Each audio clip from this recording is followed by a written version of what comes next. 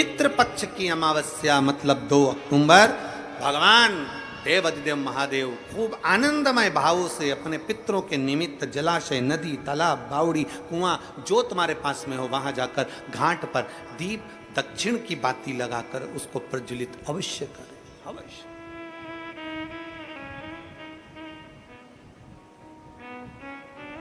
कोई मौका मिल जाए दान पुण्य करने का तो करो, सत्कर्म करने का मिल जाए सत्कर्म करो, भजन करने का मिल जाए भजन करो, स्मरण करने का मिल जाए स्मरण करो।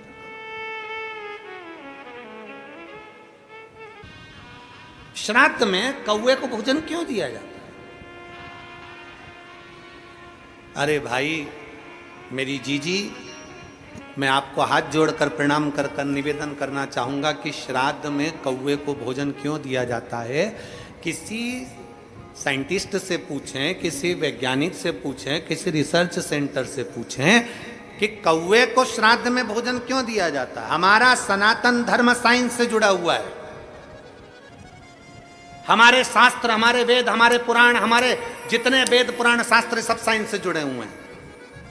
और हमारा शास्त्र कहता है कि श्राद्ध में कौवे को भोजन क्यों दिया जाता है। उसका एक कारण है, श्राद्ध का भोजन कौवा जब करता है, कौवा भोजन करने के बाद उस भोजन को करने के बाद उस भोजन को पचाने के लिए कौवा पीपल के वृक्ष पर बैठता है।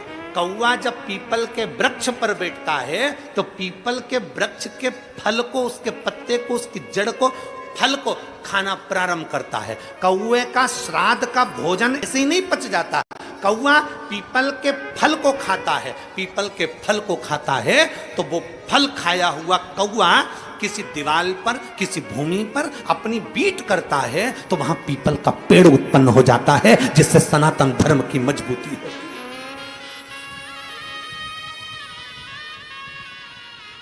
पीपल का वृक्ष उत्पन्न हो जाता है। पीपल का वृक्ष क्योंकि वो प्रकृति की रक्षा के लिए है, प्रकृति की रक्षा।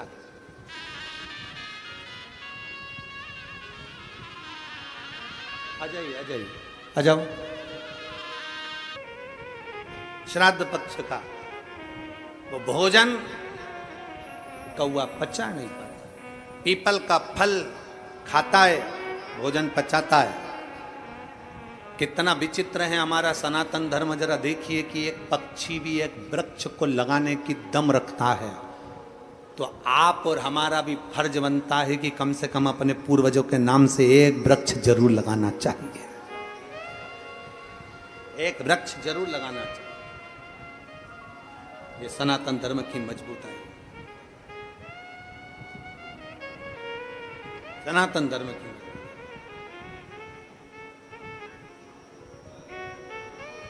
और तेरी कृपा बिना न हिले एक भी अणु, लेते हैं श्वास तेरी कृपा से। बखान क्या करूं रातों के ढेर का, चपटी बबूत में खजाना कुबेरा। हे गंगधार मुक्ति द्वार ओंकार तू, भोले ओंकार तू। आयो शरण तिहार शंभुतार। चारों तरफ प्रकाश करने की सामर्थ्यता सनातन धर्म की है।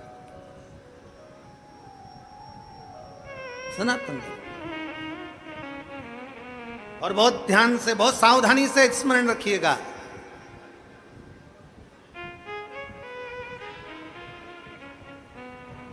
दिन में सूर्य प्रकाशित करता है, दिन में सूर्य प्रकाशित करता है, रात्रि में चंद्र प्रकाशित करता है। दिन में सूर्य प्रकाशित करता है, रात को चंद्रमा प्रकाशित करता है, रात को चंद्र प्रकाश करता है। और तीनों लोक में सनातन धर्म प्रकाश करता है। ये हमारा सनातन। ये हमारा सनातन धर्म है। दिन में सूर्य प्रकाश करता है, रात में चंद्र प्रकाश करता है, और तीनों लोक में सनातन धर्म प्रकाश करता है। ये हमारे सनातन धर्म की मजबूताई, उसका प्रकाश भूमंडल पर सदा आनंद देने वाला है। आनंद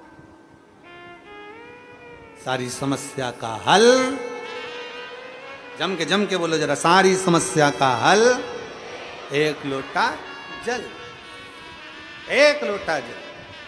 प्रतिदिन चढ़ाइए, प्रतिदिन शिवालय जाइए, प्रतिदिन शंकर के द्वार जाइए, प्रतिदिन शंकर का स्मरण करिए, फिर कथा करिए। चिंता और चिंतन में अंतर है, बहुत अंतर है। वही चिंता चिंतन की कथा चल रही है, वही समुद्र मंथन की कथा चल रही है, वही समुद्र मंथन की कथा। असुरों को गुस्सा आ गया, असुरों ने सोचा हम काहे को शंकर जी को जल चढ़ाएं, हमें क्या करना शंकर जी को जल चढ़ाकर। अरे भाई, शिव महापुराण की कथा कहती है चाय और चरित्र जिस पर गिरते हैं, जिस पल गिरते हैं, दाग जाता ही नहीं है। चाय का भी दाग नहीं जाता, चरित्र का भी दाग नहीं जाता, इसलिए सावधान, बहुत सावधान। मेरे भारत की बेटियों से निवेदन है, संपूर्ण विश्व की बेटियों से निवेदन है, परसों से नवरात्रे चालू हो रहे हैं। सनातन धर्म की शुरुआत का ये एक अनूठा त्योहार है, नवरात्रि का त्योहार। मेरा संपूर्ण भारत की बेटियों से निवेदन है, संपूर्ण जगत की बेटियों से निवेदन है, इस व्यासपीठ के माध्यम से, इस नांदगांव की व्यासपीठ के माध्यम से संपूर्ण जगत की बेटियों से निवेदन है कि आपसे निवेदन है कि अगर गरबे में जा रही हो, गरबा खेलने के लिए जा रही हो, निवेदन है हमारे सनातन धर्म की मर्यादा के साथ जाना, वस्त्र ऐसा पहनकर जाना जो मर्यादित हो, वस्त्र ऐसा पहनकर जाना जो मर्यादित हो। हमारी मर्यादाओं को गिराने वाले वस्त्र पहनकर ना जाइएगा, मेरा बेटियों से निवेदन है।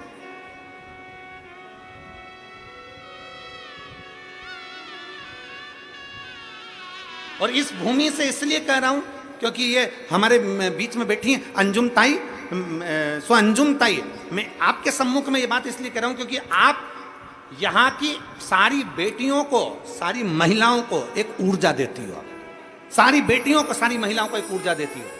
जिनको सिलाई मशीन चाहिए उनको सिलाई मशीन का काम, जिसको जो कर सकता है, एक एक केंद्र बनाना कि 5-5 लेडीज मिलकर, 10-10 लेडीज मिलकर ये कार्य चालू करो। अगरबत्ती बनाने का, धूप बत्ती बनाने का, कप बनाने का, बैग बनाने का, ये करने का, आप बेटियों को ऊर्जा देते। इसलिए इस व्यासपीठ से ये शब्द निकला है कि मेरा भारत की बेटियों से निवेदन है कि अपनी मर्यादा ना भूलें, अपने तन पर जो वस्त्र धारण कर आप जाएं, कथा आप उसमें गरबे के अंतर्गत तो मर्यादित वस्त्र पहनकर जाना, मर्यादा से हटकर वस्त्र ना पहन, मर्यादित वस्त्र का स्मरण किया। एक ऊर्जा आपके भीतर हो और वो ऊर्जा आपके अंदर रहना चाहिए। शिव महापुराण की कथा कहती है, भगवान शंकर का चरित्र कहता है, चाय गिरी कपड़े पर, दाग नहीं गया, चरित्र गया, दाग नहीं गया, नहीं गया। आप उसको मजबूत बनाइए, उसको प्रबल बनाइए। असुरों ने कह दिया, राक्षसों ने कह दिया, हम मंथन कर रहे हैं, हम शंकर को जल नहीं चढ़ाएंगे, हम शिव जी को जल नहीं चढ़ाएंगे, हम शंकर का चिंतन नहीं करेंगे। भगवान विष्णु ने कह दिया, चिंतन तो करना पड़ेगा। आप काम करते रहो और काम करते करते, समुद्र मंथन करते करते शंकर को याद करिए। शिव को याद किया, समझ लो कि शंकर का अभिषेक हो गया। शिव को याद किया, समझ लो शंकर का भजन हो गया। तुम याद